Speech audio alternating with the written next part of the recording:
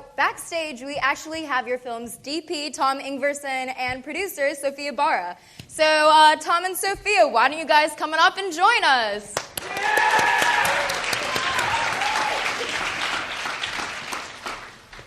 So, you guys were all in Ethiopia this summer filming this really impressive project, but you guys are also all NYU students. So, my question for you guys is, how did you survive, and how did you guys do this? That's Did a we great, survive? that's a great question, because as much as we tried to plan like everything and do like schedule after schedule after schedule, when we got there, we went right in the middle of the rainy season, so they only have like the dry season and the rainy season, and so every day it rained.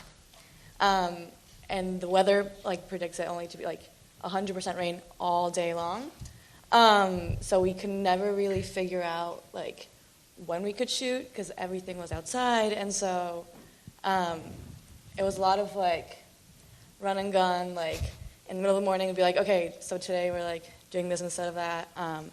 But it actually worked out pretty well because that's how we ended up filming one of the best scenes in the film. Yeah, one of the main scenes. I guess the climax was supposed to be shot in about 26 shots or something, and we rehearsed the scene so much because it had stunts and everything, and then suddenly, as always, it started to rain. But we were waiting for sunset to shoot the scene, so we had half an hour left to shoot it.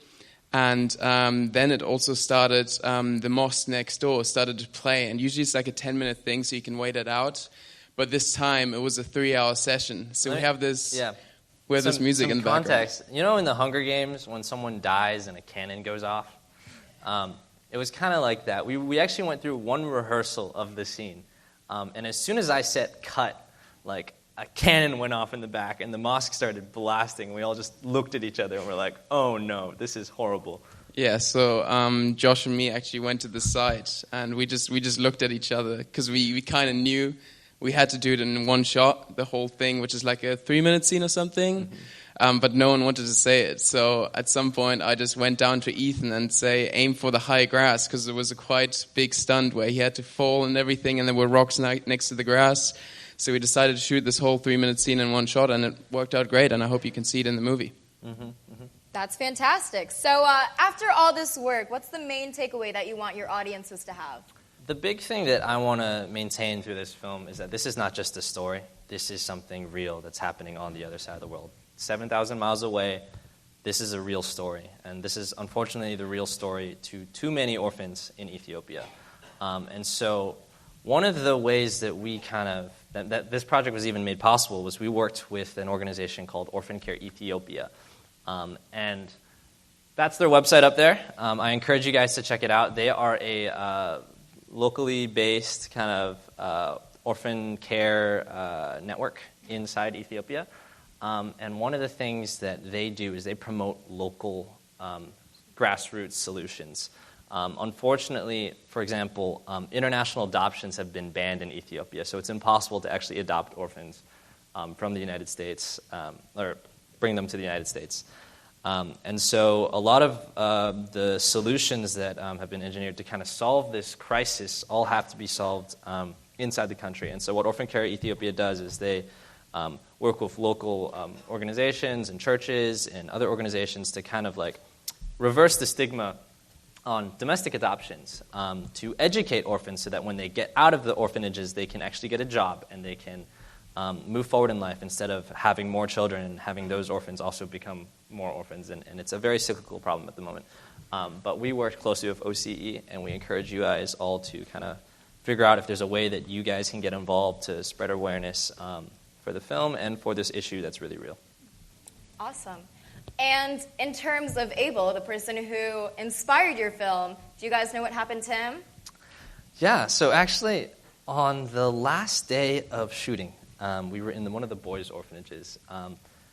And that picture that you saw where he was holding this slate, that was on the last day. The slate actually has a martini on it. That was the martini shot. And I think at the very end of shooting, he pulls me aside, and he speaks English. And that's kind of interesting because I met him the year before and we were able to find each other the next year. But he said, right before we were about to leave, he said, look, I'm turning 18 this calendar year. So if I went back next July, we wouldn't see him in the orphanage. He was actually living out the story that we were playing in the movie. About now, he's going to be graduating the orphanage and he has to live by himself. So he said, I honestly don't know what I'm going to do. That's what he said. He's not educated to get a job. So the harsh reality is that he probably will be living on the streets. But he said, I think I have a grandmother in Hawassa, which is a nearby city. He says, but I have no idea if she's real or if she's really out there. But when I get out of here, I want to go find her.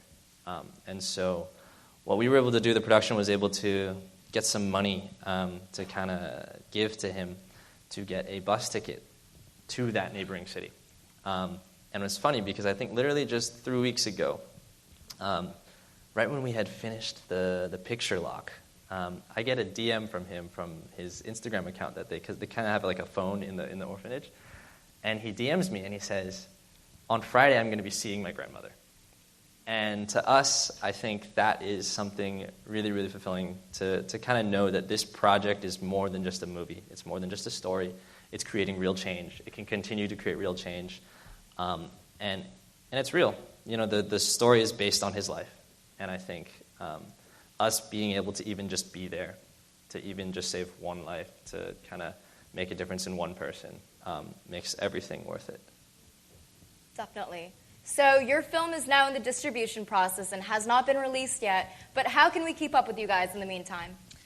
So fortunately, we have a lot of social media, we're really active on social media, and we also have a website. So if you guys don't mind, you can check out our Facebook page, our Instagram, and on our website you can also sign up for our newsletter, where you can get monthly production updates and keep up with the crew and cast.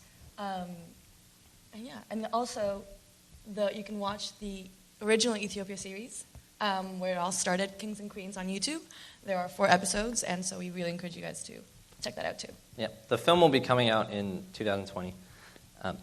And so if you guys keep updated, you'll be able to keep up with when we're going to have a public screening, but we are hoping for a festival run first, and so just follow us on our socials and you'll know when it comes out. Great. Well, thank you so much, guys, for joining us. Let's give it up. Thank you. Yeah.